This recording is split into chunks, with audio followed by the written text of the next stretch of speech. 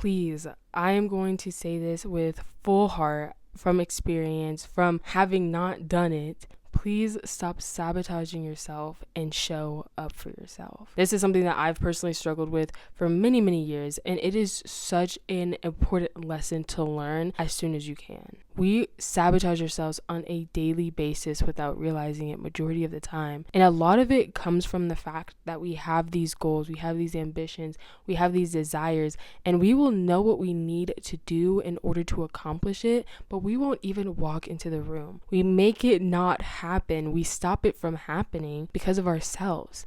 Now, this can happen for multiple reasons. Sometimes there's self-esteem issues, insecurity issues, feeling like an imposter, feeling like you don't have the credentials. It can also happen because you may fear what comes after it, because yes, you may have this desire, but if you've never actually had whatever it is before, there can be fear of what happens next. I have done this definitely myself before, of sometimes you start and then you feel like you should probably slow down a little bit, because you're like, well, I don't know what comes next. I don't know what happens after this. I've never done this before, and I'm scared, because at the end of the day, it is still the unknown. But self-sabotaging yourself by not showing up is going to keep you where you're at. And again, you may be doing this completely unconsciously. This oftentimes looks like making promises to yourself that you literally just don't fulfill. Saying that you're going to do something and then you don't. It's like sitting here and saying, tonight I'm going to get X amount of assignments done. And then tonight comes and you sit there scrolling on your phone,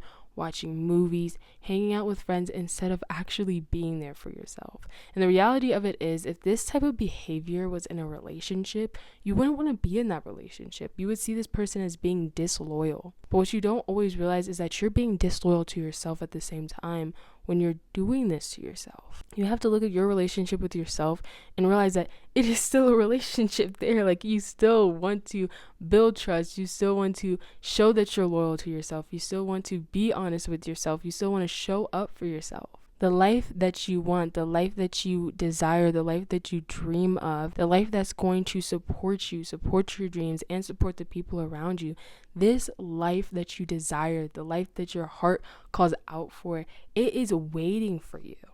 It's waiting for you to act. It's waiting for you to stop sabotaging yourself. It's waiting for you to stop making excuses. And it's hard. I'm not going to sit here and talk oh, it's just so easy to get over it. Some people, it's just oh, it clicks, I'm good. But there is a process for a lot of people, and that's okay. Really, at the end of the day, you want to start showing yourself that you are there for yourself consistently, and it will build up the habit. It will build up your trust with yourself. It will build up the consistency. And then you will actually start seeing things taking place, which will then prove to yourself, prove to your mind, because now there's physical evidence of this is working out. This is what I should be doing. Something that I highly recommend for this is making small promises with yourself and building it up. Honestly, if you just want to go for the big stuff, please be my guest. But if this is something that you may struggle with, or you worry about, or have some anxiety about, start small. Make small promises. Make a promise to yourself that you are going to do the dishes, or you're going to do the clothes tonight, and then make sure that you do it. And level it up. I'm going to make a promise to myself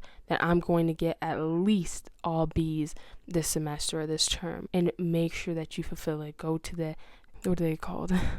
There's a word for it. I forgot what it's called. I haven't been in high school in a minute, but it's pretty much, we used to have it in high school. You go after class and you kind of stick around for a little bit, and it's like a extra study hour with the teacher. Make sure that you're doing stuff like that, and then continue to build it up. Make promises to yourself that you're going to make a goal, you're going to have an achievement that you want to achieve, and you're going to do the things that it requires. If that is going and getting your real estate license, if that's going back to school, if that's getting your certification, if that's getting what's another example? If that's making sure that you keep your house clean, because that's very important. That's something that some of us need to work on. But make sure that you are starting. Start today, okay? Starting later when it comes to something like this will only lead you into a deeper rabbit hole, which is why I feel like it's so important to learn this, because once you start showing up for yourself, it's like a snowball effect. It gets bigger and bigger and bigger.